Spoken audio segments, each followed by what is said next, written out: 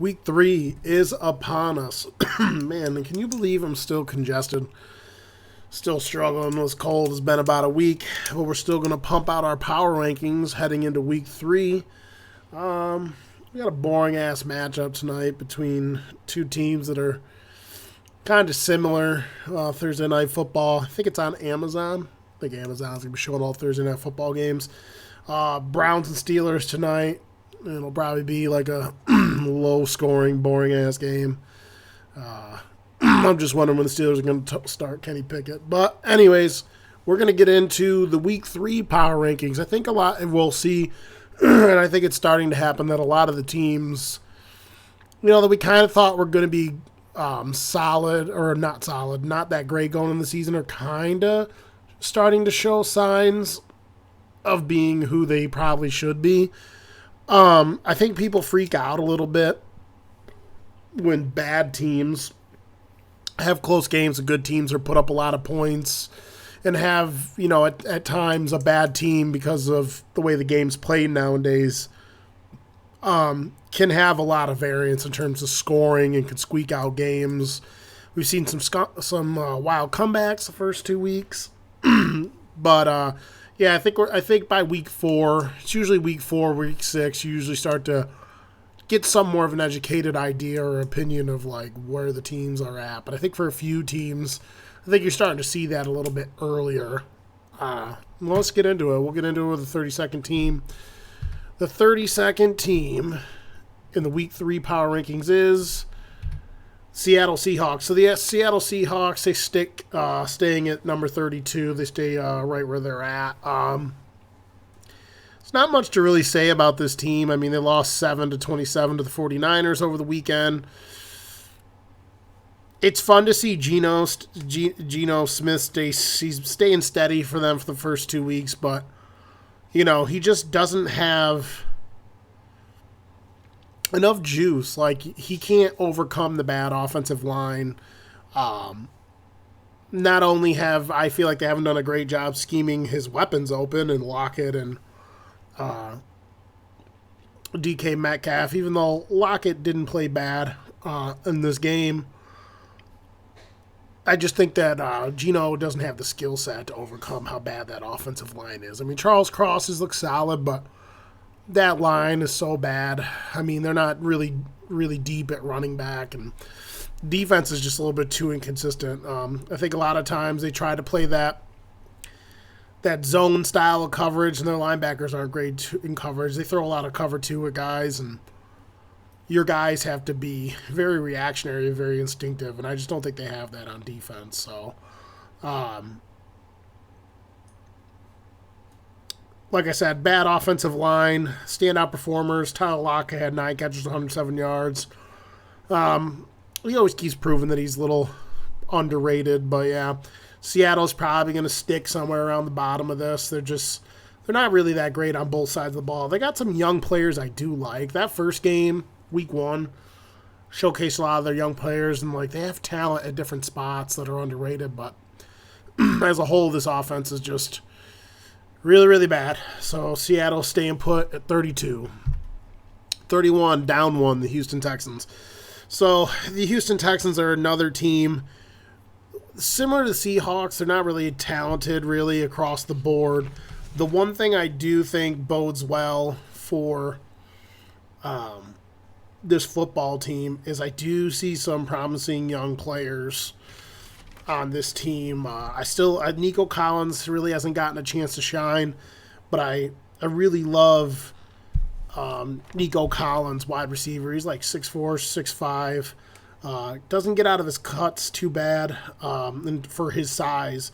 And he actually catches everything they put on him. And to be honest, Davis Mills, not that efficient, but Davis Mills is solid. I mean, I don't think Davis Mills is going to end up being like their guy going forward, but he's in a bad situation. I would like to see Davis Mills with a better situation, because there's games where, if he could just up the efficiency a little bit, but I mean, the offensive line is pretty bad. So for the Texans, Dameon Pierce probably had his best game.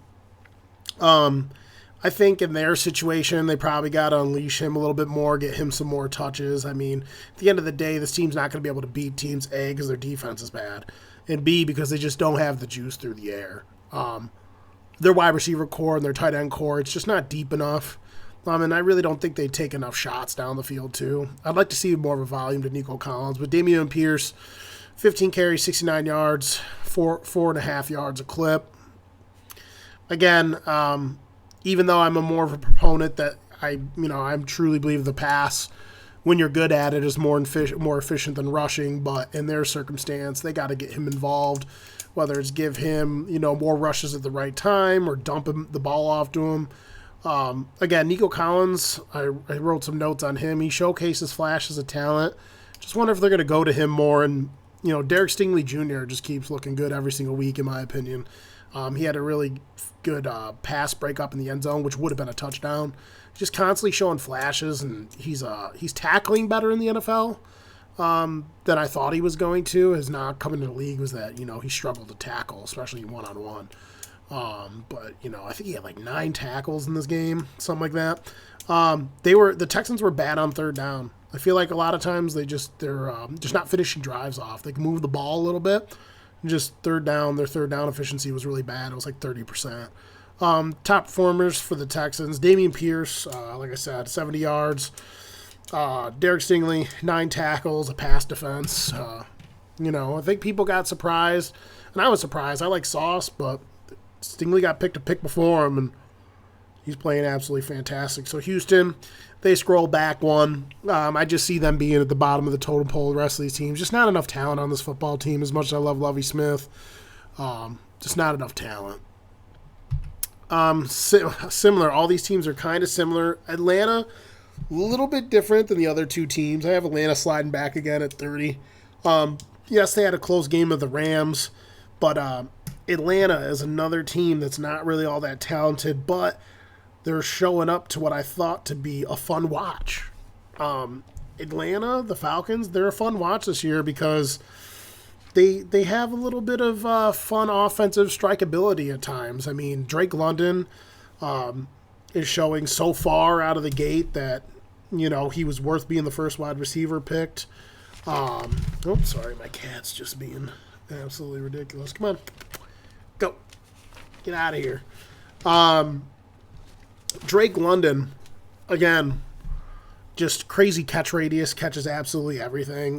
They're still scoring the football, which if you can put up 27 points on the Rams, and if they're going to consistently, there's a chance that they'll consistently put points up. And in today's football, if you have strikeability on offense, even if your team's bad, you can give teams trouble. We've seen time and time again with today's rules, no defense is, impenetrable. Even the best defenses have bad days. So Atlanta, if they're going to keep putting up 25 points a game on people, it's not going to be the easiest out. But I still think overall they're just a bad team. Like I said, they're still scoring. They're taking shots downfield with Marcus Mariota, plus his running ability. Like I said, Drake London looks to be the real deal. He had 8 catches for 86 yards and a touchdown. Really good at separating for his size and frame. I think he's a very deceptive route runner, but the cons, this team is they're just bad at defense. Your offense, even though as much of a proponent I am of being able to score over being able to just be a lockdown defensive team, the offense is not good enough and explosive enough, I think, going forward to be consistently like, I could put up 35 points on you. They're going to have a bunch of games where they don't get 35 points. And against the best teams, like they played the Rams, they put up 27, but the Rams edged them out. Rams can score too. I got Atlanta dropping back a point to 30. Chicago Bears. So the Chicago Bears, to me, are one of the more interesting teams. Again, this team is one of those teams where, if you've watched the podcast, I think that in today's league, you can't just run the ball and expect to win football games, especially if you're not playing any defense at all. This team rushed for over 150 yards. They only had 11 pass attempts. If you only have 11 pass attempts, your team has to be absolutely insane if you only have 11 pass attempts to win a football game. A lot of people sit around and like to talk about the random handful of teams that truly didn't really use the pass game much and went far, won Super Bowls or went to Super Bowls. There's not many of them. A lot of people point to the 49ers. A lot of the people don't know that this current 49ers team is actually designed to be very, very balanced. The run game disguises a lot of the layered motion passes that they do. What optimizes that scheme is the ability to throw the ball in the middle of the field, in my opinion, and efficiently. Unless you run something like Kyle Shanahan's perfect every single week, which you're not going to. I mean, they have already lost a game. You got to take more shots. Now I know they don't have a lot of weapons down the field, but you're doing your quarterback a disservice and the team a disservice if you're only going to fucking pass the ball 11 times, and he was 7 of 11. So I put a question mark next to that. 11 attempts. I think you're just asking to lose, especially when you were down most of the game. Like, you just kept running the fucking football. So I don't know what's going on there with that game. So yeah, let Justin Fields play. Rushing's not enough, especially when you don't play defense. But Montgomery had 15 carries, 122 yards. Some people would say, well, if you gave him 25 carries, he would probably have 50 more yards and whatever. But, you couldn't even finish, getting into the end zone. I don't even think he got in the end zone, if I don't recall, but whatever. In this day and age, if you want to be a totally run-dependent team, you better have a top 5 defense in the league. And even that doesn't save you sometimes. So, Bears, 29. New York Jets. They jump up. They jump up again. I had them at 28 originally, I'm pretty sure, in the power rankings. But this is one of the teams that, on paper, I really, really love. I just wish they wouldn't have had some of the injuries they had. Losing Mekhi Becton was huge. Losing their star quarterback, because, he's their young quarterback, didn't help them. But Joe Flacco played freaking amazing last week with 4 touchdowns, which fucking came out of nowhere because I was just picking on Flacco before that game. I was like, oh, it's Joe Flacco, his ass. But this team's got talent on both sides of the football. I love their front 7 on paper, but they did give a lot of rushing yards up. I love Sauce Gardner and some of the guys on the back end. I really love their wide receiver core with all their young wide receivers. Garrett Wilson, probably the smoothest route runner in this draft class that came out. He was dicing everyone up. They got good young running backs. They still have a solid offensive line. I just feel like if this Bucs team had a really, really good quarterback on it, this Bucs team could be a 500 team. Now with the extra team getting in this, I feel like, or not this Bucs, this Jets team could be, I feel like this Jets team, if they had a really good quarterback, could possibly, be scratching for a wild card spot. That's just personally how I feel. I had them rated at 28, which is higher than most of the teams. 28 or 27. But they had a comeback win, huge comeback win over the weekend. I don't remember how much the Jets were down to the Browns. I don't think I wrote that down, but they were down and stormed all the way back to 131-3. Like I said, Joe Flacco threw for 400 yards, 4 touchdowns. Young players put on a show in this game, like I said. Carter, Breece Hall, Wilson scored the game-winning touchdown, and I tried to place a live bet on that drive that he would score that touchdown. $5 would have turned into 50, and for some reason, it must have been because I was behind and they were in the red zone, like my stream was behind. Right as I went to place the bet, they locked me out of it and wouldn't let me bet it. And then right after, Wilson scores the touchdown. For cons, I put Flacco for cons as well. I mean, it's probably a one-off with Joe Flacco. I mean, maybe, he's a veteran. He's still got a strong arm. If he really is getting into the system, I mean, he could help him win some games. But, that type of variance is just like, it's probably, those games are going to be few and far between for him. And then defensive consistency. There's drives where the defense looks really good. There's drives where the defense looks bad. But top performers, Flacco, he threw for 307 yards and 4 touchdowns. Garrett Wilson, 8 catches, 102 yards, and 2 touchdowns. Garrett Wilson having a little coming out party. Love that player. Such a smooth route runner. He's got this weird smoothness to his routes where he just looks like he looks slower than he really is. Really smart player. They were throwing a lot of cover 2 and cover 3 out there, and he was doing a really good job finding the soft spots in the zone. Just sitting down and just tearing out the middle of the field. And his touchdown in the end zone was just fucking fantastic to win the game. So good on him. Jets 28. Down 3 spots to 27 is the Carolina Panthers. And the Carolina Panthers, to me, man, they just keep disappointing me, man. This is another team that has, a lot of talent on it. And I just think that it's probably time to move on from Matt Rule. The pros, there's defensive potential. They're deep at corner. They're deep at safety. They have Jeremy Chin who can play all over the field. They got some decent players up front. They got Brown. They got Burns. They got Yetur Gross-Matos, those guys coming off the edge. When you see the flashes of all the talent on defense, it's like you just wish they could put it all together. They weren't efficient on offense, and the balance was just kind of odd. Baker Mayfield, 145 yards, just not accurate enough, 1 touchdown. They're not really taking shots down the field. The few shots that they have taken down the field, they were successful in it last week. But McCaffrey, 15 yards, 102 catches, 102 yards, 4 catches for 26 yards. They have this random kid, Freddie Louvu, who got flashing on the screen, just running around. He had 10 tackles. I wrote, ooh, with question marks next to him. But even though this team has pockets of talent, I just think there's some specific spots where they're just not good enough. As much as I do like Baker's arm talent, I think he's handicapped by this offense a little bit, and I also think he doesn't make the best decisions with the football. I don't know if it's because of the offensive line. If it's the offensive line, if he's too timid to throw the ball down the field. But yeah, Panthers are starting to slide way back. They're down 3, down again. See, some people aren't going to like these next 2, but and I didn't put the down arrow for it. My bad.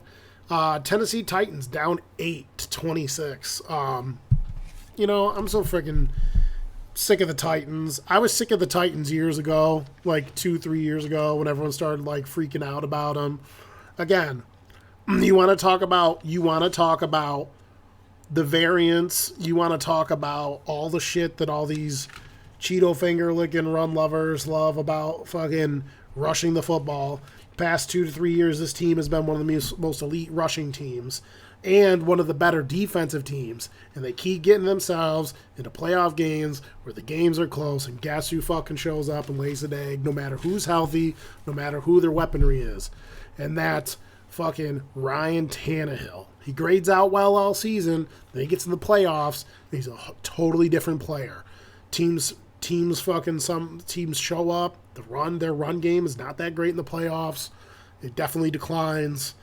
What stinks is I do love a lot of the talent that's on this football team, and Bravel's probably fucking beside himself. I would say the only pro to this game, they lost to the Bills 7-41, falling to 0-2. The only pro to this game is we got to see Malik Willis, even their backup quarterback, even though it was in limited capacity. At this point, and we're going to talk about this when we get to teams like the Ravens and the Eagles.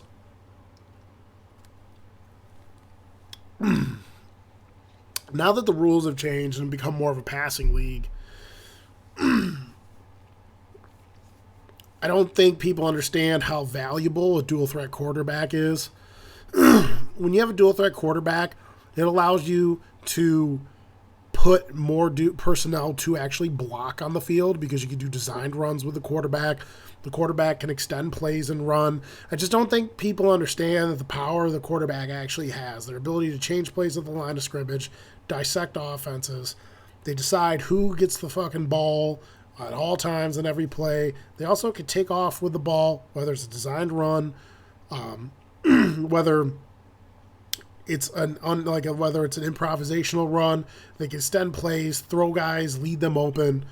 It's just if you're a good passer of the football and you have dynamic running ability, it makes you a really, really dangerous weapon in the right offense. And at this point, personally, as much as this team runs the ball, man, I would I would sit Ryan Tannehill.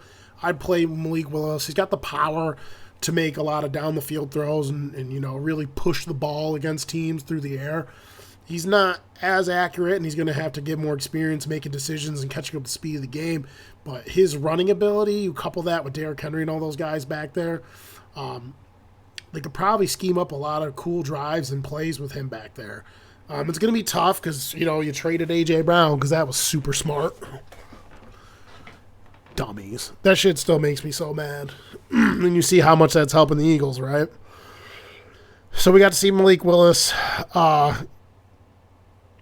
I just wrote cons, beat on all level. Vrabel's probably punching locker somewhere. Tannehill threw 2 INTs. The only notable player on that side of that game, Roger McCreary, I thought looked really good. He's a second or third round pick, was a corner I liked out of Auburn. And McCreary, really good tackling corner. I think he's developed well. He's more of a zone guy. He likes to play zone, like flat zone reads and stuff like that, and play underneath routes and try to make his plays that way. He's not a guy you're going to want to always line up and have him in man-to-man coverage or follow guys around, but his zone prowess is really good. He'll come up and make a tackle. So I noticed he played really well. I think he led the team of tackles. Just an efficient tackler. I like the player. Like I said, Tennessee has got talent on both sides of the ball. There's just certain ways of attacking teams in the NFL. Sure, you got to find teams' weaknesses, but there are certain styles of play and mindsets of attacking on both sides of the ball that don't work as well in today's game. And if coaches and teams want to keep doing it, then go ahead. Why do you think Vrabel was so fucking pissed that they traded A.J. Brown? But whatever, I'm going to move off from the Titans. A.J. Brown basically was saving Tannehill's career last year. Titans, 26. So, again, people are not going to be happy about this one. Honestly, fuck both of these teams. These are 2 teams that both have talent. And it's another team that I'm freaking sick and tired of everyone acting like it's going to be super good. I have so many buddies and friends. These 2 teams play exactly the fucking same, in my opinion. And last year, what did it get them? Yeah, they had, the only reason why the teams were better last year is because they had more offensive firepower. Wentz has a 10 times better arm or more arm talent at this stage, and he's balling. Even though they're 1-1, he's playing pretty well over there with all the weaponry over there. So you trade out, if you're Indianapolis, you trade out a quarterback who's got arm talent, can make plays, and carried most of your season last year besides your running back, right? You get rid of them because they had a bad game against the Jacksonville Jaguars. Well, guess what? You're not even going to be battling for the fucking playoffs this year. Indianapolis Colts. I know I'm pissed off at these 2 teams because, again, these 2 teams have talent on both sides of the ball. Both of these teams have pretty damn good rosters. But again, they run themselves into holes. I think they could play better defense than they can, and then offenses come along and punch their defense in the mouth, and then they're having to play catch-up. If you don't have the ability to play from behind, you're not going to win football games because you're not always going to be up. You're not always going to be able to run the clock out. Obviously, you have to have the ability to do everything to a degree, but the strikeability that comes with having air weapons and having a talented quarterback that can make the proper decisions to win from behind or to win on 3rd and 12, that strikeability and efficiency when it's going well, you could do so many more things than you could do with just sitting around and pounding the ball. And none of these running backs have been doing great. This has been a bad year for running backs these first 2 weeks. Even in fantasy football, these running backs aren't scoring. That could be just crazy variance. I mean, obviously, And we can get into a whole nother talk about, running the football. I think since I shit on running the football so much, I think people act like I don't think it doesn't matter at all. The smart coaches in the NFL have the ability to run the football when they want to and do it at the right times. This dumbass, archaic idea that you have to line up and just give, it doesn't matter how many yards you keep getting attempts, keep giving attempts. No. It's fucking stupid. You better have the number one defense if you're just going to give your running back fucking 35, 40 carries. Just dumb. Colts are in this position because they fucking made the wrong choice about the quarterback. They should have ran it back with Carson Wentz. Pros, none for the Colts. They got smacked by the Jags. I think they lost 0-24. Cons, Matt Ryan, his arm's cooked. They couldn't get a push up front on that offensive line. I watched a play where Matt Ryan had a clean pocket and he was throwing like an out route to the sideline for a guy, like one of those comeback routes. And he could fucking barely get the ball there. It's like, come on, man. It was brutal. It's like flopping through the air like a wet noodle. And they were held to 54 rushing yards. God damn it, Jacksonville. Jacksonville's one of these teams where you look at them on paper, you're like, but like they're just showing flashes of Doug Peterson and those guys building something. Notable players for the Colts. Bobby Okereke had over 10 total tackles. That's because that defense was on the field the whole time, just getting smacked around. Yeah, Colts and Titans suck. Pittsburgh Steelers down 7. Pittsburgh Steelers fall into this odd territory similar to the two teams we just talked about. The only problem is the two teams we just talked about probably have a worse quarterback, or this team probably has a worse quarterback situation than the other teams. The Steelers, this team has one of the worst offensive lines in the league. They have good offensive weapons, but, Mitch Trubisky refuses to throw the ball more than 5 yards. He doesn't have the arm talent to do it. He doesn't make good decisions, and he's just fucking scared to do it. And I don't think it's just the offensive line. I just think he's fucking bad, and he's just bitch made. When your weapons are as good as some of the weapons are on that team, you should be, throwing the ball to them. One thing that's good about the Steelers is, they're always going to play solid defense, and that was one of my pros. This team's I actually think they got a pretty good defense. But again, when your defense is on the field all the time, and you're not scoring either, the offensive line is just so ass. Like, it doesn't matter. Most of these teams get scored 20 points. And then you look at the splits, a lot of these games, some of these close games, like this one's 17-14. You'd be so bad how bad some of these drives stall out. It's because all these teams are just, lining up, and they're just rushing at each other. There's not much going on. There wasn't a lot going on in this game.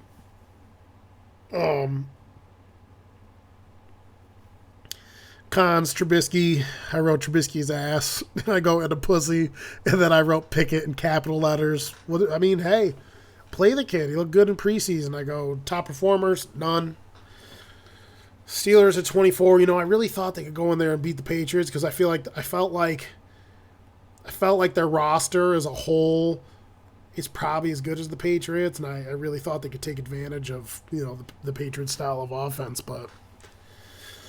Guess not. Old Billy Bell's still doing the damn thing. Pittsburgh at 24. So Dallas Cowboys up 2 to number 23. So this was one of the more interesting games. The Cowboys, Cooper Rush, baby. They're staying afloat. Cooper Rush, 19 for 31. Pretty efficient, 235 yards and a touchdown. Defense is looking a lot better. They were more efficient in their pass defensive sets. They did a really good job not biting on a lot of the stuff the Bengals were trying to do, although they didn't take a lot of shots down the field, and we'll get to the Bengals later. But the defense is improving. Micah Parsons is an absolute animal. That rookie Armstrong is really good. I think they're going to be a good 1-2 punch as Armstrong starts to develop with the pass rush. Armstrong and Parsons just, not only did Parsons get 2 sacks. Again, like I've talked about, sacks across the longevity of a game oftentimes are overrated. if you get 16 sacks over the course of 17 games, to me, it's not really all that impactful. It just depends on when you get a sack. Well, Micah Parsons literally had like 11 pressures. If you can get around 10 pressures a game, that's way more impactful than getting your sacks. The deep analytics show that pressure, bats, and knockdowns drop, quarterback passer ratings by 32%. So the key is getting pressure in general, maneuvering the pocket to make it so quarterbacks throw the ball, off balance, make quick decisions, things of that nature. And, Parsons is fucking everywhere. I have never seen a player his height and weight be able to move, change direction, stop on a dime. His acceleration and his relentlessness. I did not think this dude was going to come in here and be an edge rusher. They were just like, fuck it, put him out there. And currently right now, he's one of the best edge rushers in the league. He's leading the league in pressures through 2 weeks. He's leading the league in sacks through 2 weeks. Obviously, all the people are like, he's on pace. It's like, he's not going to have 30-something sacks. It's like, relax.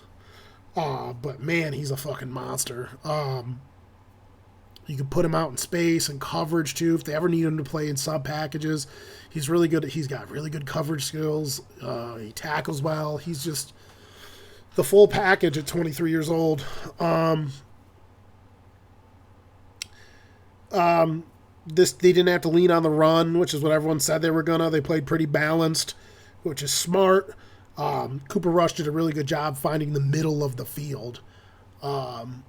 Was where a lot of his guys were eating. Cons can't hold. Who knows how long Dak's going to be out. Kid Cooper Rush, they got a huge game against the Giants this coming Monday. I think it's going to be a really, really, really good game. A lot of interesting matchups here. But that's the con. Can it hold? We'll see. Cooper Rush, like I said, 235 yards, a touchdown. That Brown kid had 5. That Brown kid. His last name's Brown. 5 catches for 91 yards, a touchdown. CeeDee Lamb, 7 catches for 75 yards. Parsons, 5 total tackles, 2 sacks. And I wrote 7 pressures because that's what I saw. And I only watched about half of it. I skipped around to different parts and different quarters, but supposedly he had like 10 or 11 pressures. Insane. He just smacked Lyle Collins around like a fucking redheaded stepchild. It was ridiculous. Cowboys trending up 23. Trending down by 1. The Washington Commanders. So the Commanders are an odd team because the Commanders definitely have talent on both sides of the football.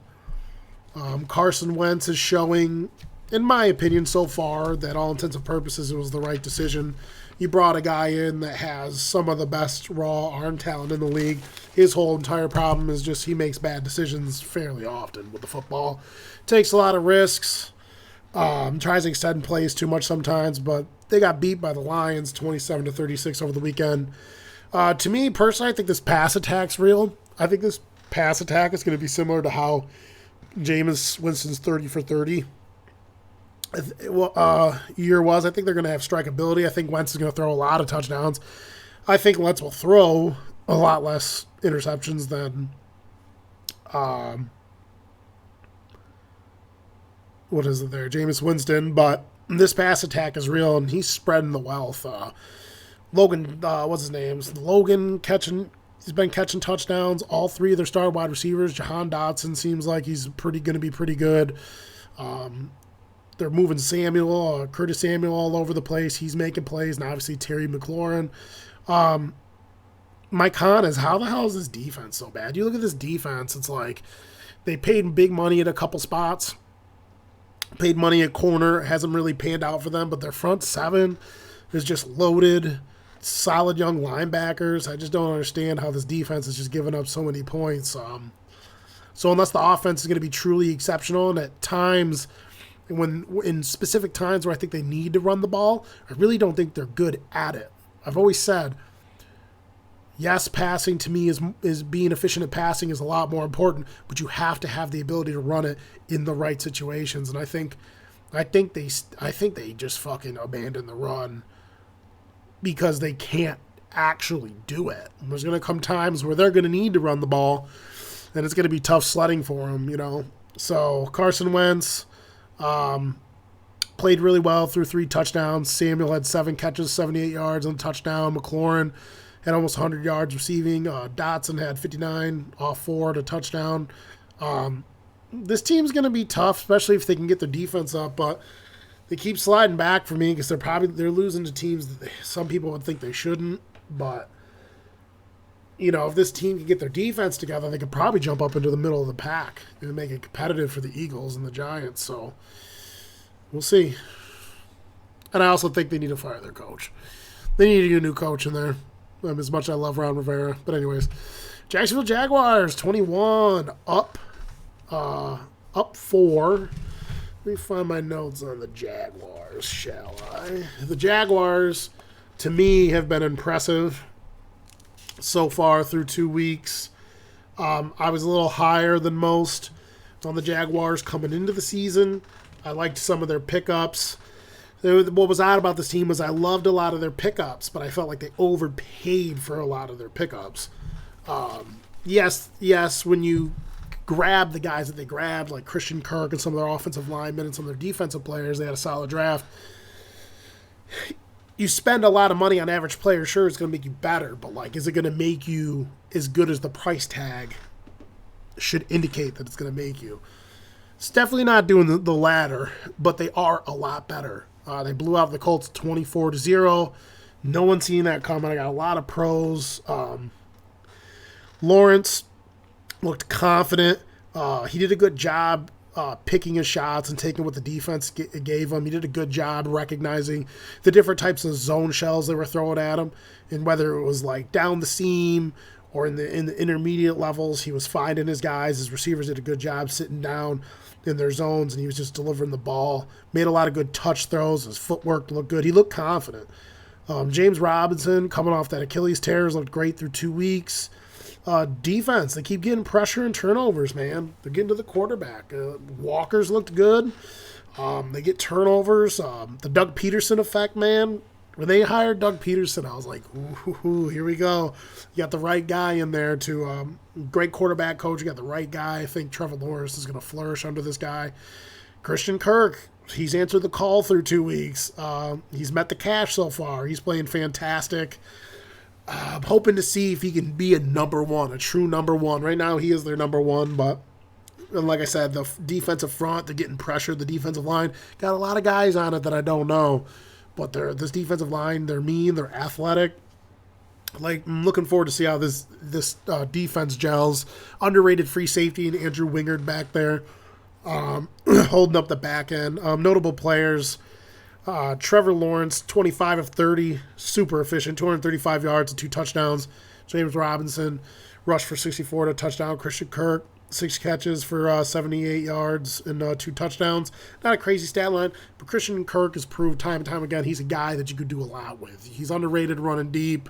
You can move him all over the field. He's more of a slot guy, but the defense, they were efficient in coverage and tackling. I was thoroughly impressed with Jacksonville over the weekend. So Jacksonville up 4-21. Come on now. Down 1 at 20. Cleveland Browns. Browns, they're proving to be what I thought they were going to be, which is a team that is immensely talented in a good division, to which their quarterback woes are going to make it so they can't really capitalize on that talent. Browns, obviously their rushing ability, they could still just run all over everyone, and that'll get them into some close games, but it's hard for them to cap it off. And then fucking Chubb was, I don't like how the media was killing Chubb about not sitting down on that run that he had, which gave the Jets the ball back, and that was just one of those freak games. The Jets stormed all the way back. They scored, 14 points or 13 points in 2 minutes or some shit. Got the onside kick. You can't bang on the player for not sitting down. How about the defense fucking hold and play some fucking defense against Joe fucking Flacco?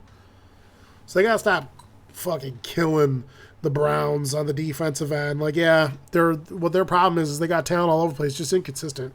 Amari Cooper played well. It was probably the only con for them, which a lot of people, had their woes about Amari Cooper because he's like the only good wide receiver on the roster with no quarterback, but he played well in this game. I bag on Amari Cooper because he's a pussy sometimes, but the dude could still run routes. The dude could still bring something to a game when he's trying. Khan's defensive meltdown in the fourth quarter. Brissett really holds them back. He doesn't take a lot of shots down the field. He's just not good. Can they stay afloat? Is a question mark for me. I don't know. Nick Chubb, 17 rushes, 87 yards, 3 touchdowns. Amari Cooper, 9 catches, 101 yards, a touchdown. So this team, they're probably going to be floating around middle of the pack, and they're super talented. They're not going to be a team that fucking wins only 2 games, but it's like, man, you see the talent on this team, and it's just like the curse, man, the curse. They just can't get it together. So ideally, this team, hopefully by like week 6, they're holding it afloat enough. And then once Watson comes back, week 11, they're probably hoping they could be close to 500 because, there's an extra slot. If Watson comes back and plays well, they could be in the mix to get into the bubble. Possibly, but I doubt it. So, New England Patriots up 4. So, again, New England Patriots, I had a hard time figuring out where I wanted to put them. They got the win over the Steelers. The Patriots are another team that are middle of the pack team. They're okay on defense. They can run the football a little bit. They have one of the better offensive lines in the league. They got a lot of talent at running back. Their quarterback is average to above average. Jones, he's steady, he's accurate, but just not enough juice, not enough weapons. I almost choked laughing when they were like, oh, they picked who's the kid from the friggin' Dolphins that everyone acts like is a sleeper, a fantasy sleeper every year. I forget his name. He's so unforgettable. He's like injured every year. Big wide receiver. I can't even remember him, but the Patriots picked him up, and I was just like, yeah, fucking gouge my eyes out. But anyways, they just don't have enough juice through the air. But they're very well schemed, well coached. Bill Belichick knows how to fucking coach a football game. They show up, they play hard. The quarterback play was just enough to get them past the very bad quarterback play of the Steelers. I don't know who's got the worst quarterback play right now, the Steelers or the Colts. I'm not sure. I'd like to be able to find my notes on the Pats. There we go. So my notes were, they played solid defense. Obviously, Jones is accurate. He's always been accurate. He comes in the league. That kid, really good footwork. He does a really good job. Not only is he accurate, but his ball placement's great. I just feel like he's always throwing the ball most of the time into spots, the best spot for his wide receiver to go make a play on the ball in most situations. Cons, they just don't have enough juice through the air. He's throwing to nobodies. Jones threw 21 for 35, 252 yards and a touchdown. Nelson Aguilar, he had a day, but it's just he's inconsistent or he's hurt. It's just, I don't know. New England, 19. Bill Bell's just always going to be a middle-of-the-pack guy, I guess, like Tomlin. Down 6. This is another team I can't fucking stand. Fuck these guys. They're just not that good. For now, anyways. All the way down from 12 to 18, Las Vegas Raiders. Again, the Raiders, they're just ass. They suck on defense. I'm trying to find my notes. They're trash on defense. Let's see if I can find it.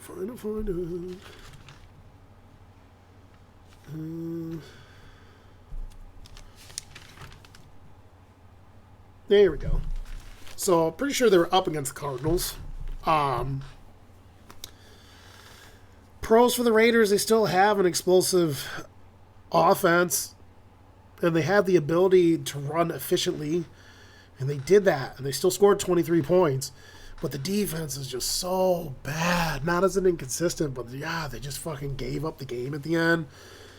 That team can be had in the middle of the field. It can be had on the back end and in all forms of pass. You can attack this team any way you want through the air, out routes through the middle, seam, down the field. You can go deep on this team. It doesn't matter. I mean, they got 2 studs at defensive end, but outside of that, this team's so bad in pass pro. And especially in that division, they're going to be in last, just like I thought they're going to be in last. Yeah, this team, they're just not that good. And again, the brass, the media just fucking acts like they're going to be amazing. And they're not.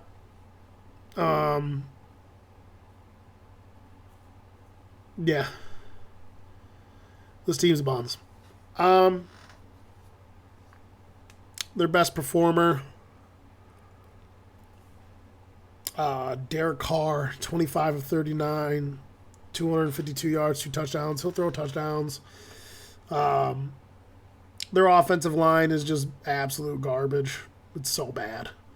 That's another thing that sucks about this team is Derek Carr is constantly going to be under duress. This team's boned. It's just, they're trash. They're going to finish last. Not much to say about the Raiders. Besides, I told you so.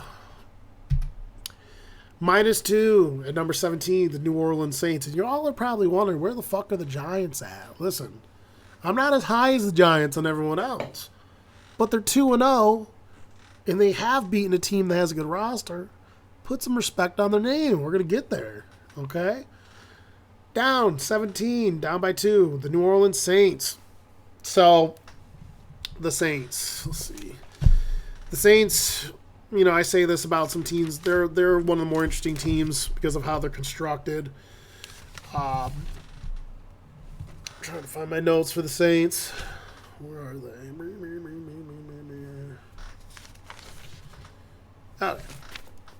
So the Saints. The Saints have had the Bucs number as of recently until the other night. The Saints still, even though they gave up 20 points, they still played tough on defense. The Saints still have one of the better secondaries in the league there, led by Tyrann Mathieu. They have underrated linebackers. But when your offense makes it so you're on the fucking field the whole entire time, it's hard to beat Tom Brady, even with his offensive line being broken down. And then, you know, Mike Evans got thrown out for fucking fighting with Marshawn Lattimore and shit. But the Bucs defense is so good. The Bucs are balanced. They can win a lot of different ways on offense, even with injuries. This Bucs team's still going to be a tough out for everyone that plays. One thing I do like about the Saints offense is Chris Olave looks to be pretty good. Him and Mike Thomas look like a good little duo there. Winston looking like his own self. He threw 3 turnovers. It's kind of like Jameis Winston. You're going to live and die by his arm talent. He's either going to throw you touchdowns or he's going to throw you a lot of interceptions or a cross between the bold. It's just the variance is wide with him. Top performers from the Saints. Olave had 5 catches for 80 yards. Thomas had 6 catches, 65 yards, touchdown. Defense is still playing well in defeat. That was one of my little notes that I played for the Saints. I know they gave up 20 points, but, you know, had they been able to put up some points to themselves and keep the ball away from the Bucs a little bit, maybe it could have been a closer game. Could have been a lot worse. So, yeah, I got the Saints at 17. There they are, 16. The New York Giants up 6. Let's go now. The Giants. I don't care what anyone says.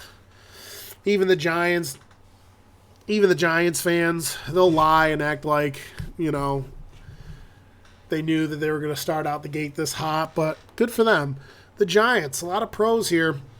Brian Daboll, absolutely fantastic. He does a great job putting guys in the right position to succeed. Layered attacks. I like the routes that he designs for guys to be put in the position for them to best use their skill sets. Passing was somewhat effective. Not as explosive, but, you know, Daniel Jones didn't turn the football over, which is great. However, they weren't that efficient throwing the ball down the field. 22 for 34, 176 yards, but it's a lot better start than what we've been getting from him lately.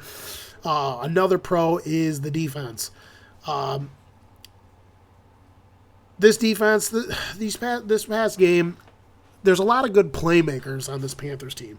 And I thought the defense did a really good job keeping those guys, or the Giants did a good job keeping those guys in front of them. Like I said, in terms of the run game, I feel like from a pure tackling standpoint right now, this Giants front 7 is not where it needs to be in terms of efficiency, but they make up for it and really play it hard. They make aggressive mistakes. They come up and they hit dudes in the mouth. The secondary, they still need to improve. A lot of young guys, but those guys aren't scared to go out there and mix it up. They play tough. I like some of their young secondary players. I hope that they can prove. You do see some talent there. Cons. Can this team beat a high-powered offense? It's been mostly the defense is shining, and then with like a really good outing week one from the run game, popped off a couple big runs there that really helped them in the clutch. I'd like to see this team play a team that's well-rounded, that also has the capability to have some strikeability down the field through the air. Titans and Panthers, their wins, but their wins at close games to teams that are panning out to not be that good and aren't that explosive. We'll see where the Giants stand against the Cowboys this weekend, which that game I think will be close. But I looked at the Giants' rest of the schedule, and this is where the power rankings can be deceiving.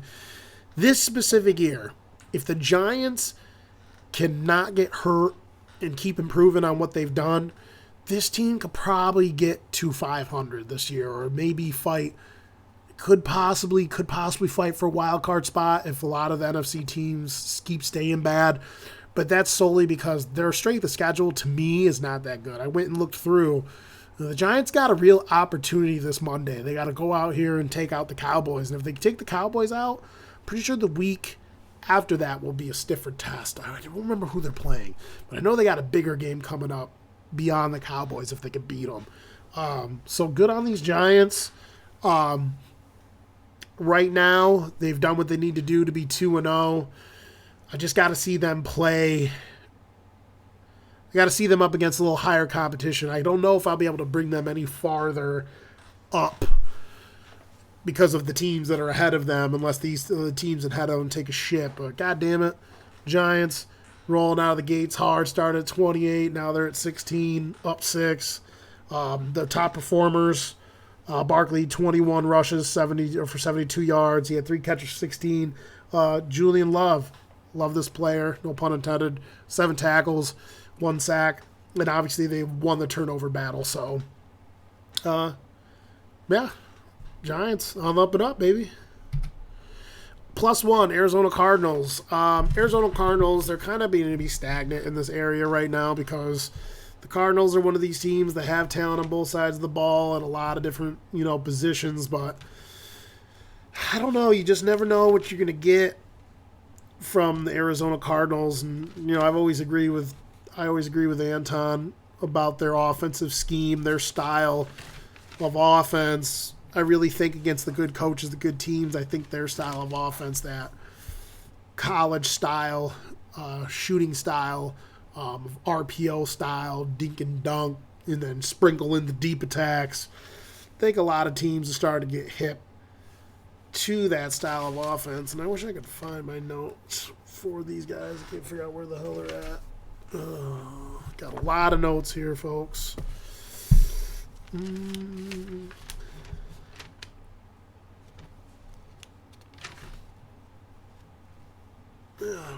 Must be blind. Here we go. So, obviously, this team, even without DeAndre Hopkins, they're super explosive on offense when they're firing on all cylinders. You got guys like Hollywood that could take off the top. You got Zach Ertz still playing well into his 30s at tight end. You got Rondale Moore. You got a solid running back at James Conner, and they were really effective through the air and on the ground. They got behind and stormed back and won. I really feel like if this team is like just staying disciplined and playing smart, if this offense is firing, especially when they get DeAndre Hopkins back, I truly believe that this team, once D-Hop comes back, will be back in the mix, the middle pack, fighting for a wild card spot. The offense can be, when it plays the best ability, can be really good, but a lot of coaches know how to take advantage of a lot of the RPO stuff they do. Just bump and run, play football. At the end of the day, the onus is going to be on Kyler to not shrink in big games. Defense, hit and miss. They have a lot of really athletic dudes, a lot of speed on that defense. J.J. Watt played well last week, which is a good leader to have on the defense, but the middle of the field is a little sus on defense. The linebacking core is young, and they got to show that they can come up and be efficient at making tackles. I love Isaiah Simmons, but he's got to be a better tackler. Corner is going to be tested on the boundaries through some of these games coming up next week, and through this stretch here, we're going to find out what the Cardinals really are. So they could have taken a big step back, but now they're +1, getting that comeback victory. Staying stagnant, number 13, are the San Francisco 49ers. So the 49ers get a win over the weekend that they should have gotten. And that's primarily the reason why they're going to stay where they are. They take Seattle out 27-7. And the reason why they're going to stick where they're at is they got to win they should have gotten. They should beat that team. This is one of the best, in my opinion, the best rosters in all of the NFL. They have one of the best offensive lines. They have one of the best setups of weapons, whether it's, once they're healthy, whether it's tight end, wide receiver, slot, boundary. They got running backs that can run with power. They got running backs that can block, catch a ball out of backfield. And then obviously I've talked a lot about the scheme. They're just so good at putting these guys in different spots where they want, getting the matchups they want, putting dudes in motion. Really good at exposing, what the defense is really trying to do and then attacking the things that they expose. Trey Lance went down with an ankle injury. I feel like Trey Lance was a guy that's built perfectly for this offense. But there is something to be said for, accuracy and experience. And last year, personally, I thought a lot of the reason why this offense started to maximize what it can do last year was because they got a higher level of play out of Garoppolo than they usually experience. They restructured his contract, got him back. I still think this team is going to get themselves on track with Garoppolo and all those guys. And I still think they're going to be a playoff team. Defensively, they're stout. Their front seven's gnarly. They got underrated defensive backs, underrated corners. This team, to me, is going to be a playoff game. Good job going out there beating a team they should have. Let's hope. Heard Kittle's injured. Hope that's not true. That dude's always fucking injured. Trade him in your fantasy leagues ASAP. But yeah, San Francisco stays with our solid win, shutting out Seattle. Down 1 to number 12 are the Denver Broncos. And so, basically with the Denver Broncos, I don't know what the hell's going on with this team. They're not finishing off drives. Play calling, to me, is a little bit sus in a lot of their games. It's odd. They really take advantage of certain situations through the air. Like, Courtland Sutton's been friggin' destroying the first 2 weeks. I don't know if the coach is in over his head or if he's just not that experienced. I'm pretty sure Nate Hackett's the one doing all these play calls. But I just feel like, and obviously I'm not a professional coach, it's just my opinion. And I feel like the Cowboys have issues with this too. I think a lot of times people are like, oh, you should always do this. Oh, you should always do that. No. Real good coaches and really good teams are good at doing everything they need to take advantage of teams' weaknesses and take advantage of every situation that arises. And that comes down to making decisions. And I feel like that's part of the thing that's held the Cowboys back a lot is they just made a lot of fucking stupid decisions at key moments the past, how many years when they get into games, throwing the ball to Zeke in the flat when you should be throwing the ball into the fucking end zone with the game on the line. Amari Cooper just sitting out and shit. I think the Broncos right now, they're having a lot of serious, play call issues. Ideally, this is a team that you want to be balanced with this team. I think their offensive line and their running backs make it so you roll into a game where you definitely think you can run the football on this whole entire team and then pick your shots better passing. You can definitely do that. So I'm a little bit disappointed in this Broncos team. One shining spot is this fucking defense. This defense is super fucking good. It's been holding through the 2 weeks. It's been holding down really well, keeping teams under 20 points both times. The running back core, like I said, is strong. Whether they're running the ball, catching the ball in the backfield, they're playing well. They're getting push up front. Courtland Sutton is a monster. He's underrated. 7 catches, 122 yards. Like I said, defense looks real. The cons, third down. They were just bad on third down. I think they were 3 of 15 or some shit. Their drives keep stalling. They had a lot of drops on some of those key drives too. Their tight end just keeps dropping the football. Wilson, not efficient either. So I don't know. I'm hoping the Broncos can get it together. Still one of the more talented rosters in the league. That's why I can't drop them back too far. They got the win over the Texans. Javonte Williams, they had 75 yards, 5 yards a clip. Gordon, 10 rushes for 47 yards. Like I said, Sutton, 7 for 21 down the field. I think this Broncos team will get it together, hopefully, but come on, man. They got too many weapons and it's too good of a defense to fucking spoil this season. They need to get their shit together. Number 11, Cincinnati Bengals, down 4. One reason why I haven't dropped this team further is because we lost to 2 teams that we should have beat. And especially in the first game, the circumstances were so absolutely ridiculous. Like I said, it took us 5 turnovers to lose in overtime by a field goal. Come out against the Cowboys. Didn't get a good pass rush against the Cowboys. Their offensive line held up. I don't know what's going on with our pass rush. We had one of the better pass rushes last year. And they're just not getting home. And really, to me, honestly, it's like even a lack of pressure. Just not getting pressure.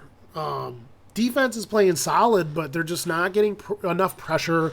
They're not finishing teams off like we're kind of bending and not breaking at times. And so many times get turnovers, too, to change course of games. Guys dropping interceptions. But the only pros I have for the game last week and where they're at right now, T. Higgins is back. I thought he would struggle. Oh, no, I read that wrong. Higgins is back. He survived concussion protocol. He actually looked pretty good. We're still in games even though we're struggling. The defense is still holding for the most part. Lost games by field goals. The cons, the offensive line, man. We added 2 Pro Bowlers and at one point a guy that was an All-Pro. I think not playing any of those guys did a huge disservice in the offseason. I can understand Burrow not playing, but he's got to take some culpability too. Holding onto the ball too long. Not making good decisions with the football, and he's just as much to blame. But the offensive line is just so bad through 2 games. I put Burrow holding. Play calls, we're not taking a lot of shots down the field. There's tons of times where like Jamar Chase is one-on-one with a guy. When the offensive line's playing that bad, he's down there, dude. Just fucking throw it up to him sometimes when you're in that close of a game. Some dudes are that good. Bright spot, T. Higgins off concussion protocol, 6 catches, 71 yards and a touchdown. We got the Jets this week.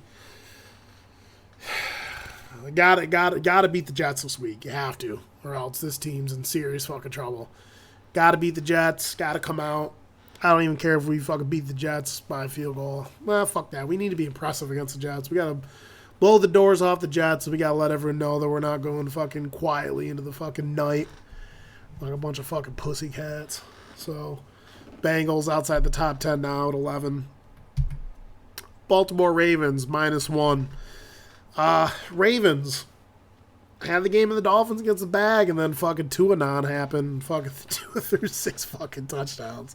It's absolutely insane. Ravens were up, ended up losing 42-3. I have them going back 1 because I thought the Ravens were going to beat the Dolphins. Lamar's still great. And don't y'all forget it. And he's still dynamic. 400 total yards.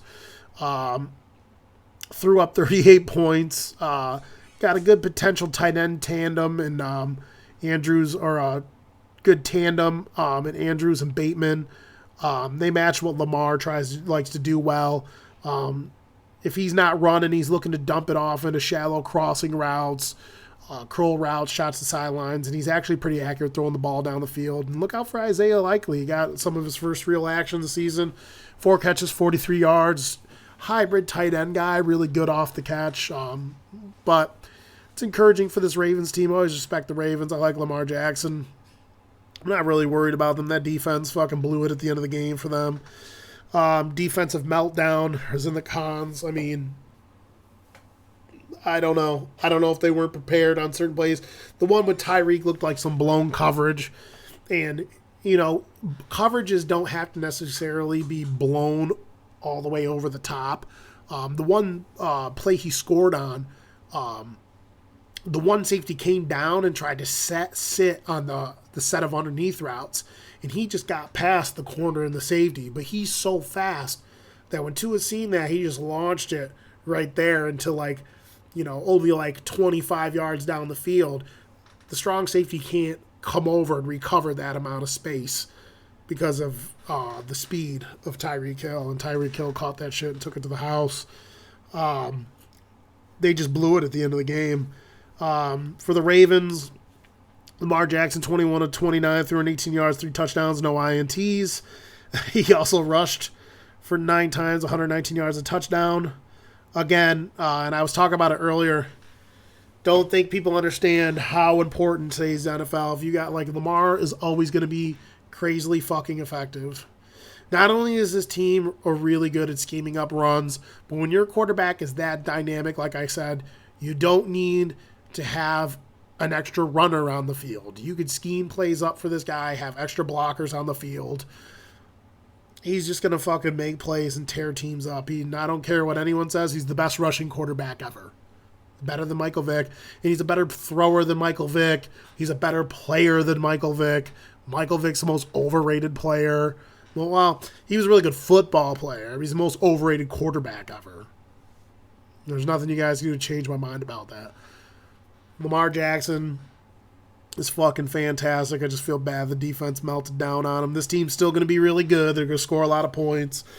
Mark Andrews, 9 catches, 101 yards, a touchdown. Rashad Bateman, 4 catches, 108 yards. And if Rashad Bateman can keep being this guy that gets them, the 50-50 balls, the down the field big plays, give me 4 or 5 catches for 100 yards every game, every other game for a touchdown. That opens the fucking field up for the tight ends to work underneath, for Lamar Jackson to just stretch plays and fucking run. It's like when your quarterback is that dynamic at running the football, you literally can, if he's good enough, you stretch the plays right and you maneuver the dudes right down the field, Lamar can almost run for a first down every time if he wants to. That's why Patrick Mahomes won his first Super Bowl. Like I said, Patrick Mahomes is good enough at running, and he runs smart. Dudes get him out of the pocket, he just scoop boots and boogies, threatens you with a pass down the field, and then just pitter-pats for a fucking first down. He had fucking 7 first downs for rush in the Super Bowl he won. I said that would be the key, and it was. So it's so valuable if your quarterback can run like some of these guys can run. It's good to see teams taking advantage of it, players taking advantage of it. Baltimore 10. Minnesota Vikings, back 3. So Minnesota still, to me, is one of the better teams. They ran into the buzzsaw, the two-pronged buzzsaw. Kirk Cousins on a primetime game, unfortunately, and then the Eagles being really damn good. So they got smacked. Let me find my freaking notes for that. Boom, boom, boom, boom, boom, boom. But yeah, I love the jerseys though. Justin Jefferson in this game was nowhere to be found. I don't know what the fuck happened with that. Darius Slay literally took that dude out of the game. Crazy. Those games that happen. Something to be said for, Darius Slay. He's just a veteran. You're not going to have your best days against. And it's such a hard position playing corner too. So it's made Darius Slay. It was just so impressive. Vikings, pros. Some of their weapons I thought got separation. I just think Kirk Cousins didn't find his guys, honestly. A lot of it has to do with Kirk. Cons, the defense was just leaky, especially their zone defense. They were just bad in zone defense. The Eagles kept just finding all the soft spots in the zone. And when you got a guy like A.J. Brown or Devontae Smith and Dallas Goedert, those guys are so good at running after the catch. Hurts just has to take what the defense gives him and pick his shots downfield. With this rushing attack, the Eagles are going to just be fantastic. There were some odd play calls from the Vikings. Smith had 13 tackles. That's mostly because he was getting thrown and ran on. His last line of defense. He had 13 fucking tackles in this game. I expect the Vikings to bounce back. They're still a top 10 team for me right now. They have to, really start putting together a losing streak for me to not believe in this team. This team's still super explosive. Kirk Cousins needs to get over his prime time and playoff bullshit, or else this team's not going to maximize his potential. I still think they'll be solid on defense going forward. I think they have an underrated offensive line. So, Minnesota at 9. Number 8, the Miami Dolphins up 4. This is what I was hoping I would see out of the Dolphins at some point, and this is what I thought this offense could be. Now, it took them a little while to get going, and they had to come back, but they battled back. Tua was super accurate. Again, this is a team that understands how to layer their routes and knows how to attack defense. Their head coach, really good play caller. And they just spread the ball all over the place. They spread the wealth. They got a 3-headed monster with Gesicki, Hill, Jalen Waddle. If this team can even be 3/4 of what we seen over the weekend, this offense can be super fucking scary. And what impressed me the most was They threw the ball a lot, and they fucking were able to run the ball super efficiently. They used a bevy of backs. They used them at the right times, and they got efficient chunk yards. Hill and Waddle, diverse calls. They were sending, they used the whole route tree with both of these guys. And Waddle has a similar play style to Hill in a lot of ways, where he's capable of doing some of the things that Hill does, and I just think it's a good tandem to have, and he can really coach Waddle up and teach him. Waddle's just so good. Waddle's so good. Who would have thought he had been a slot guy who can take the top off the defense? He's amazing after the catch. Cons, defense had a bad day. I actually like this defense on paper, but they gave up 38 points. The defense has got to be better than that. If the defense can, if the defense can stop teams around that 20 range, I think this offense can go out there. I think if this offense, if it stays consistent, can just score on any team. This offense can score on any team. Improved offensive line. I told everyone that the Giants or the Dolphins were going to be a top 10 team this year. People thought it was a joke. Tua, 36 for 50, 469 yards, 6 touchdowns. Insane. Obviously, that's crazy widespread of variance. He's not going to probably throw another 6-touchdown game. But when your quarterback is this accurate and the offensive coordinator knows how to put his guys in position to succeed, right play calling, Tua's got enough arm and a whole lot of accuracy, quick decision making. He just looked great in the second half.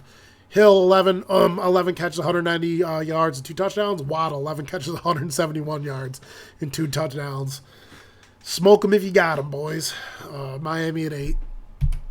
7, Green Bay.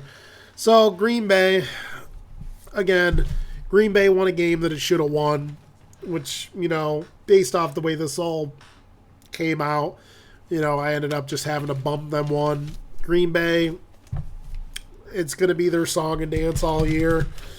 Can they play good enough defense? Can Aaron be good enough to carry this team? They're going to, they're going to lean a lot behind the run game, and they're going to look for Aaron in the at the right times to make the right plays, which, for the most part he does. They were efficient in terms of their balance. They didn't have a lot of turnovers. I thought they balanced perfectly. They got a 2-headed monster running back. Both those guys can catch the ball out of the backfield. Their defense was stifling. I mean, against the Bears team that just has not a lot going for it on offense. I mean, they gave up 150 rushing yards, but again, it just shows you can give up almost 200 rushing yards and still blow a fucking team out. The deep analytics are starting to show that you can give up a lot of rushing yards and still blow teams out, contrary to popular belief. I wouldn't ideally like to give, up 200 rushing yards because your team can still kick field goals, and if your offense isn't clicking, you can find yourself in some shitty situations there. But cons, they should have won. Big plays, can they rely on their wide receivers? Can they rely on their wide receivers going forward? They got a lot of young guys there. Alan Lazard's their number one. I don't know. I just think this team will stay a top 10 team because they're just so good everywhere else. They're so good on the offensive line, their backfield. They're the best quarterback of football, and they might have the best defense by the end of the year, even though they've had a game where they gave up some points. But Rodgers, 19-25, 234 yards and 2 touchdowns. Jones, 15 rush, 132 yards and a touchdown. A.J. Dillon had 61 yards. They gave Dillon a shit ton of carries. He ended up only having 3 yards per carry. But Sammy Watkins, 3 catches, 93 yards, doing what he needs to do. And then Jair Alexander was just straight fucking lockdown. I know the wide receivers aren't that great on the Bears, but Alexander's a beast. So Packers at 7. 6, down 1 from 5, Los Angeles Chargers. So the Chargers, a lot of people thought that the Chargers were going to be the team to beat this year. A lot of people are calling it, and they're still fucking fantastic, but the Chiefs are hard to beat. The Chiefs are just so well coached, disciplined. They literally can beat any team in any way. And their defense is good enough, and their passing game is good enough where, they kind of could just beat everyone one way. But, okay, let's go find the numbers for this one. I didn't have a lot of notes for this game for whatever reason, but what is it? Mike Williams contested catches. He's just a fucking monster. They did a really good job throwing the ball out routes and finding softness in the zones. And Mike Williams is just a fucking beast. Not the fastest dude, but just can make literally like every catch. His just ability to control his body and jockey for position, his catch radius is so wide. Cons, their special teams weren't that great. They gave up a fumble. I truly believe that this team is going to be really good, probably finish second in the division. They got some kinks to work out. I can't bag them too much because they lost a good close game. I will talk about the fact that Gerald Everett's fat and fucking quit on the one play, which lost them the game, by the way. The Chiefs had a return, pick six return for touchdown where Gerald Everett was calling to come out of the game because he was tired, and then he ran a quick little two-step and in route, and he actually, if he would have fucking got his lard-ass body into position, could have caught that and made a fight for a touchdown. But he ran the route and then just gave up, and Herbert delivered it to him, and the dude jumped the route and ran it back for a touchdown. Herbert didn't even want to talk to him on the fucking sideline. But this team, still super fucking talented on defense. Linebacker core is a little bit sus. Obviously, they're going to score a lot of points on people on offense once they get firing on all cylinders. Hopefully they get Keenan Allen back. But, yeah, still one of the best teams in the league. Chargers at 6. Number 5, up 5 from 10, the fucking Philadelphia Eagles. Where you at, cud? Freaking Philly out here doing the damn thing. I'm sure Tom was in your grill talking that ish, dude. The Philly. So, I really love this Philly team. I picked them to win the division. It was tough because you never know how this division is going to shake out. The Cowboys still had talent. Now with Dak gone, it's going to be tough sledding. Giants are starting to be on the come up. So these games are going to be pretty tough here fighting for first place. I truly think that the Eagles showcased last night that they're definitely the team to beat in this division. They're one of the best teams in the league. God, I would love to see this defense just stay tight and tighten everything up. They have really good defensive personnel. They can match you in man-to-man. They can match you in zone. They're really good at disguising their pressures and blitzing dudes, whether it's off the edge or up the middle. A lot of good young underrated players and a lot of good veteran players. Fletcher Cox, Darius Slay making a lot of plays. This defense has the potential to be better. I know in the game the week before they gave up a lot of points to Detroit. You can't give up those points to Detroit. Luckily for them, this offense is so fucking good. Hurts, keep it simple. Take what the defense gives him, use his feet. He's not being scared to throw the ball down the field. I wrote, don't be scared to go deep. Again, this team was the best rushing team last year, depending on what metrics you look at. They had a lot of efficient runs. Hurts was 11 of 57 for 2 touchdowns. He spread the ball around to a lot of different guys. I love the play calling. It was really layered. It's just hard to beat a team. When a team is efficient in both running and passing and the quarterback can run the football, it's just so hard. The quarterback doesn't have to be overtly fantastic throwing the ball. There's just so many ways this team can attack you. The defense was lights out. They had turnovers. No cons for me. Jalen Hurts, though, 26-31, 333 yards. 1 touchdown interception, but he also ran in 2 tubs. Defense was fantastic. Philly at 5. So Tampa Bay is going to stay neutral here, and I don't got a lot to say about Tampa Bay. I mean, they won a game they probably should, but they got a lot of injuries. Mike Evans is going to be suspended next week, so we're going to see how that goes for them. Tom didn't have his best game, but like I said, guys are hurt. Definitely a game they should win. I keep looking at the Pats for Tom's shit, even though he's a buck. They won 20-10 by the Saints. The pros, the defense is still one of the best defenses. Their front seven's probably the best front seven in the league. They also have pretty good depth in their front seven. They can throw dudes at you from all over the place. Vita Vea is just a fucking menace, just a beast. Whatever he is, 6'5", 360 or whatever, fucking just pushing the whole entire pocket. And their defensive backs, they're fucking underrated, and they got depth of defensive back too. Sean Murphy Bunting, Carlton Davis, Antoine Winfield Jr. They got a lot of good players back there. So this team's defense, they're balanced. They have the ability to run it a little bit. But obviously this team won't be clicking fully until they get all their offensive linemen back healthy and their wide receivers back. Godwin's out again. I put for cons, they were injured, suspension. They had suspension and injuries piling up. And Tom suffered a little bit for that. Not his best day, 18 of 34 for 19, didn't throw a touchdown.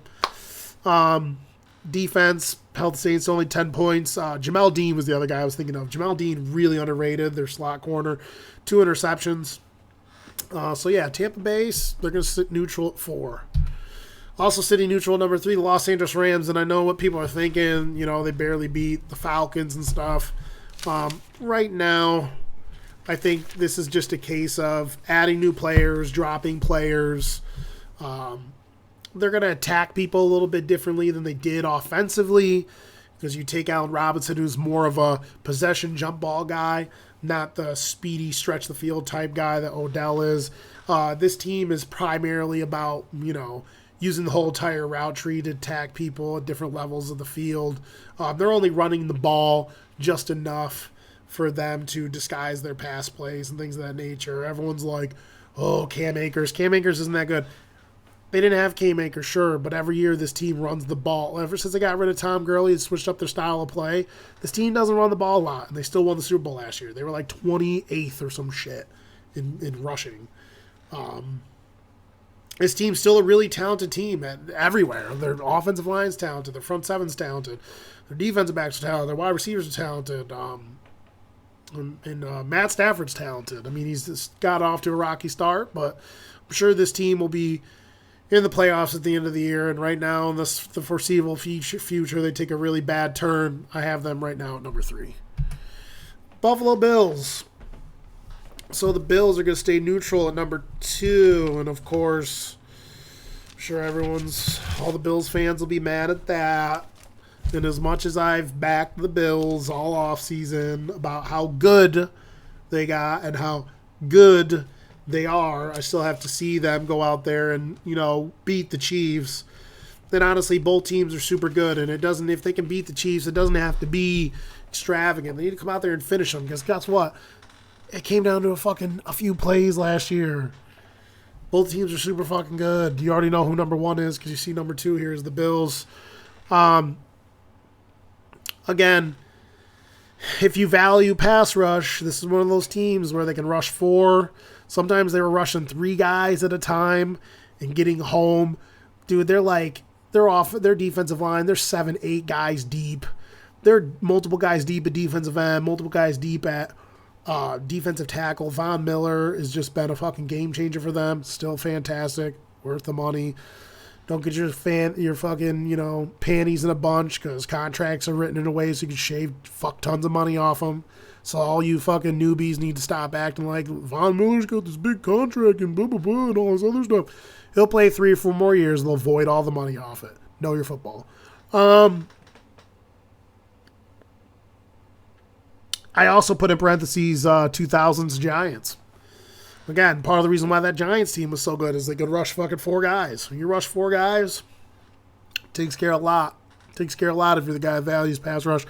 I'm still one of these guys that values pass rush a little more than coverage. I mean, both are important, obviously, but Allen to Diggs is absolutely lights out. Those two right now, their connection is fucking ridiculous.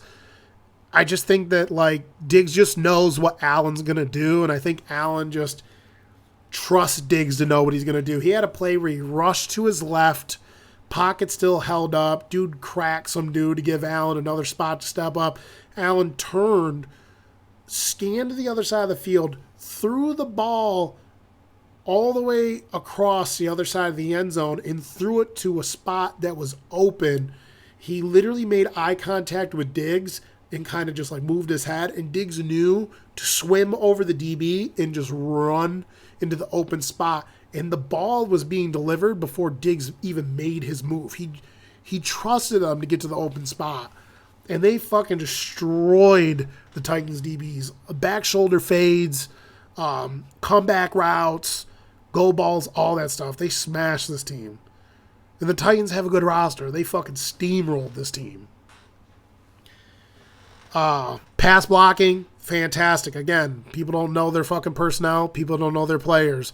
They brought in a lot of good guys like Ike Boker, who played really, really well last year.